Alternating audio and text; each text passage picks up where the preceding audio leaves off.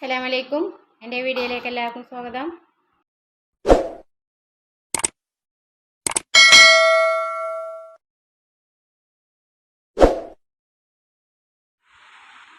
ഇന്ന് ഞാൻ വന്നിട്ടുള്ളത് പപ്പായും ക്യാരറ്റും കൊണ്ടുള്ള ഒരു അച്ചാറായിട്ടാണ്.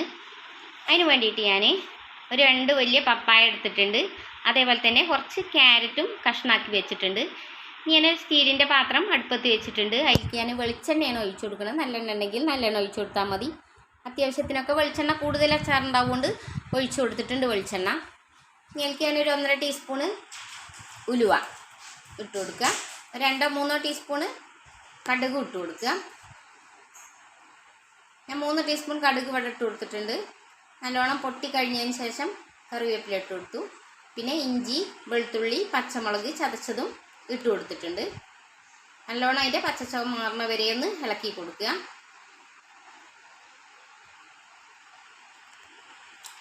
അപ്പോൾ ശരിക്കും അതിൻ്റെ പച്ചച്ചവയൊക്കെ മാറി വന്നിട്ടുണ്ട്. അപ്പോൾ ഞാൻ ഫ്ലെയിം ഒന്നും ഓഫാക്കി കൊടുത്തിട്ടുണ്ട്. സ്റ്റീലിൻ്റെ പാത്രം ആയതുകൊണ്ട് പെട്ടെന്ന് കരിയും. മുളക് പൊടി, കാശ്മീരി മുളക് പൊടി 2 പാക്കാണ് ഞാൻ ഇട്ട് കൊടുക്കുന്നത്. ഫ്ലെയിം ഞാൻ ഓഫാക്കിയിട്ടുണ്ട്, അല്ലെങ്കിൽ ഇത് പെട്ടെന്ന് കരിഞ്ഞു പോവും മുളക് പൊടി. അപ്പോൾ അച്ചാർ കാണാനും ഭംഗി കുറവായിരിക്കും, ഒരു കറുത്ത കളർ വരും. ഞാനിതിലേക്ക് സുർക്ക ഒഴിച്ചു കൊടുക്കുകയാണ്.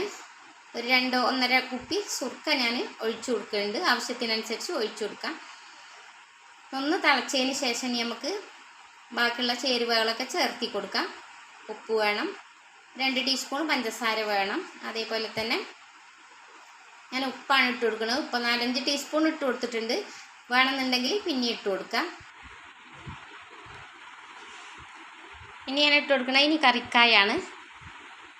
ഒരു ടീസ്പൂൺ കറിക്കായം, ഒരു വലിയ ടീസ്പൂൺ കറിക്കായം ഞാൻ ഇട്ട് കൊടുത്തിട്ടുണ്ട്. അപ്പോൾ തിളച്ച് വന്നിട്ട് നല്ലോണം ഒന്ന് ഇളക്കുക. കുറച്ചും കൂടി ഉപ്പ് ഞാൻ ഇട്ട് കൊടുക്കുകയാണ്. ഉപ്പ് കുറവ് തോന്നി, അതുകൊണ്ട് കുറച്ചും കൂടി ഉപ്പ് ഇട്ട് കൊടുത്തിട്ടുണ്ട്.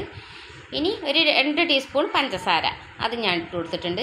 ഇനി ഉപ്പ് വേണമെന്നുണ്ടെങ്കിൽ പിന്നീട് ചേർത്തി കൊടുക്കാം. കൂടുതൽ ഇപ്പം ചേർത്തണ്ട. വേണമെന്നുണ്ടെങ്കിൽ കുറച്ച് കുറവുണ്ട് തോന്നിയാൽ അതിനനുസരിച്ചിട്ട് ചേർത്തി കൊടുക്കാം. മുളകൊക്കെ കൂടുതൽ വേണ്ടവർക്ക് കൂടുതൽ ഇട്ട് കൊടുക്കാം. അപ്പോൾ ഞാൻ കഷ്ണങ്ങളൊക്കെ ഇട്ട് കൊടുത്തിട്ടുണ്ട്. നല്ലോണം ഒന്ന് തിളച്ചതിന് ശേഷം നല്ലോണം തള വന്നതിന് ശേഷം ഒന്ന് ഓഫാക്കിയിട്ടാൽ മതി. ഫ്ലെയിം ഓഫാക്കിയിട്ടാൽ മതി. പിന്നെ അതിലേക്ക് വേണ്ടത് ഉലുവ, കടുക് വറുത്ത് പൊടിച്ചത്, അത് ഞാൻ 1 ടീസ്പൂണ് ഇട്ട് കൊടുത്തിട്ടുണ്ട്. നല്ല വലിയൊരു ടീസ്പൂണിന് ഇട്ട് കൊടുത്തിട്ടുണ്ട്. അപ്പം നല്ലൊരു അച്ചാർ റെഡി ആയിട്ടുണ്ട്. ഞാൻ കൊഴുപ്പിന് വേണ്ടിയിട്ട് ഉഴുന്ന് പൊടി 1 ടീസ്പൂണാണ് ഇട്ട് കൊടുത്തത്.